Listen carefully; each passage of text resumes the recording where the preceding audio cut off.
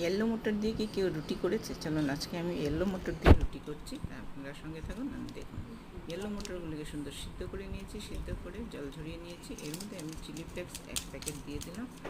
বাচ্চা খেলে চিলি ফ্লেক্সটা দেবেন না, যদি সেন্টের জন্য ব্যবহার করেন তাহলে চিলি ফ্লেক্সটা দিতে পারেন। কালো জিরে দিয়ে দিলাম, একটু লবণ দিলাম স্বাদ মতন, আরও কাঁচা লঙ্কা দিলাম। কাঁচা লঙ্কা যদি বাচ্চা খায় তাহলে দেবেন না। সঙ্গে দিয়ে দিচ্ছি আটাটা মাপ মতন একটু একটু করে নিতে থাকবো। সঙ্গে দিয়ে দিলাম চাট মশলা, আরও দেবো ব্ল্যাক সল্ট। তো আদা 1.5 চামচ মতন দিলাম, black pepper, black chaat salt, মশলা। চাট মশলাটা দিয়ে দিলাম, দিয়ে এবার রিফাইন অয়েল দিয়ে এটাকে সুন্দর করে মেখে নেব। সুন্দর করে মেখে নিয়েছি। আপনারা চাইলে আগে মটরটিকে মিক্সিতে পেস্ট করে নিতে পারেন। আমি মিক্সিতে পেস্ট করে নিই, হাতের সাহায্যে ডলে ডলে ডলে ডলে মিশিয়ে ফেলেছি আটার সাথে। এটার করার জন্য একটু সময় লাগবে, কিন্তু ধৈর্য ধরলে সব কিছুই পারা যায়। তো আমিও করে নিলাম।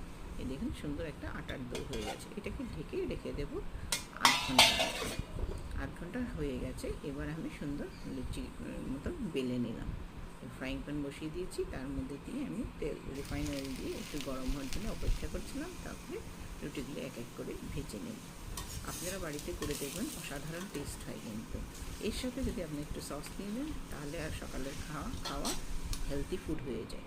এই যে আমার রেডি। আমি একটুখানি টমেটো সস আরও ধনেপাতা বাটা ছিল, নিয়ে বসে পড়েছি খেতে। সবাইকে অনেক অনেক ভালোবাসা।